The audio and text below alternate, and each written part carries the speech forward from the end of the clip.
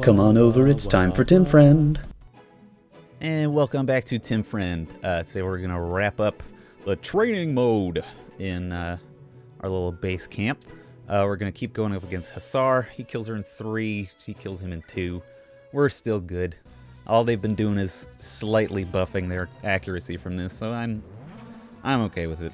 Accuracy is something that Eerie will very much appreciate with her not amazing hit rate on the dark spells, if my memory is anything to be trusted. And like a solid 84 experience for Eerie out of that. I will take that gladly. Also, Augustus gets a little level up every time he participates in training. It's very nice. Alright, on to the training. Or, on to the sports. Alright, so, let me look at my little cheat sheet. In the sports, we can just straight up activate sport conversations, so we don't have to do it in the fight, which is very nice. So we're going to have Uther talk to Marcus. Hopefully I can make their voices different enough. Marcus, what are you doing there? Some minor saddle repairs, my lord. My father always said that a knight is the sum of many parts, and each must be strong for him to be whole. Wise words. You might not be much fun to have around, but we're lucky to have you. Thank you, sire. Uther. Pardon? I remembered your name, didn't I? Least you could do is grant me the same courtesy. My apologies, Lord Uther. No, not like that. Just Uther. Say it. Of course, Uther. There, you see? Heavens didn't come crashing down around you.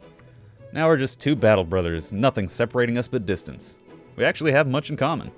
We can grouse about our sword instructors, or the servants stealing things, or how our codpieces chafe. Indeed. I am happy to serve in whatever capacity you need of me, my Uther. I can see we have a ways to go yet. Oh. Trying to get Marcus to be less of a stick up the butt. Now we'll have Marcus and Isadora talk, because they have a very fun and cute dynamic. Oh gods, I need a rest. Fighting all day and training all night, and then again the next day, and the next. I've got aches in places I didn't even know I had muscles. I don't know how you keep this up, sir. Your body hardens, your stamina grows, as does your tolerance for pain. Then you train harder still. You've been progressing admirably, my lady. Your form has already begun to improve. Alright, Marcus. She's doing better than you, so... You think? Of course. Soon your body will begin to change as well, and...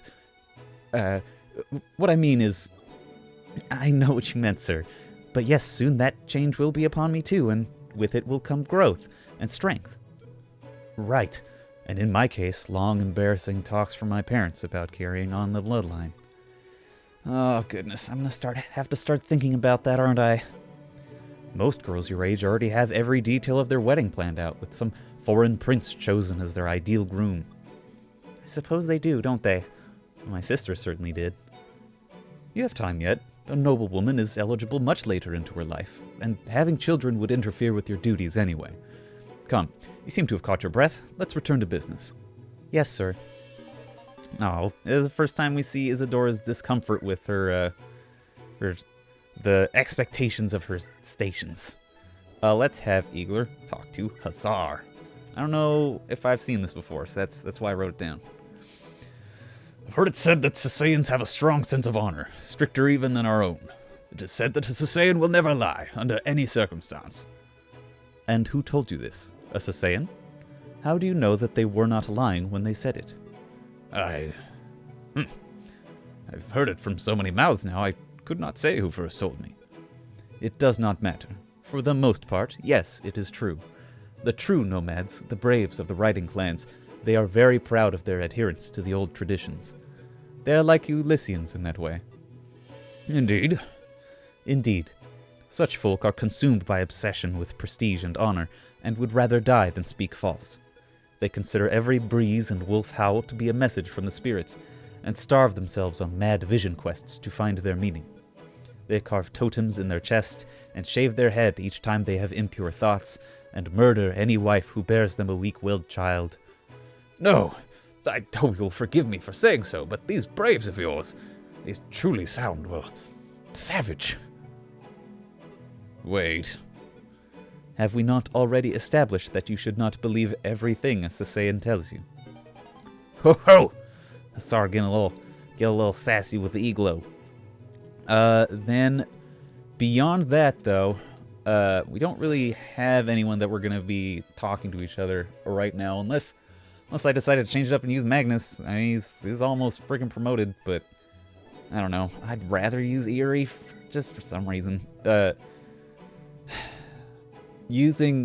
Having Sybil support with people is an interesting proposition, just because she tends to be kind of a clutch player for me. Like, she just kind of comes in and out and in and out as to wherever she needs to be. And Magnus is very slow with only 4 movement speed pretty much for the whole game, so it's going to be difficult to rack up insane support bonuses with a very fast friend. So if I use this knight character, who could it be? Then I might support that way. Anyway, Eerie, I'm trying to save for supporting with our thief, who we will also get very shortly, and or this justice, who I've never used and kind of want to give a try to. Eagler is going to be, I believe, Madeline. So the thing with Eagler is that Madeline and Hassar are forced to A rank with each other, which means if I rank with both Madeline and Hassar, he can't get an A rank, basically. But they do both give him attack. Not that he super needs it. I don't know. It's okay. I mostly wanted Eagler and Hassar. Oh, another great thing about it, the little Jim Jams here, the little supports, is you see who gives what. Like if we mouse over Harkin and Isidora's support, you can see that they'll give each other +1 attack, +2 hit percent, and 5% avoid and dodge. And it's the same for each one. It's very polite of them. So Hassar gets 2 attack from both Madeline and Eagler. I might make them some sort of like a Kaylini power trio, basically. Even though Hassar is obviously not Kaylini. Let's fucking do it. Who gives a shit? Speak to Madeline, yes. Are you yet homesick, my lady? Somewhat, I must admit. Father has taken me abroad before, sometimes for whole seasons. Yet there is no place like home.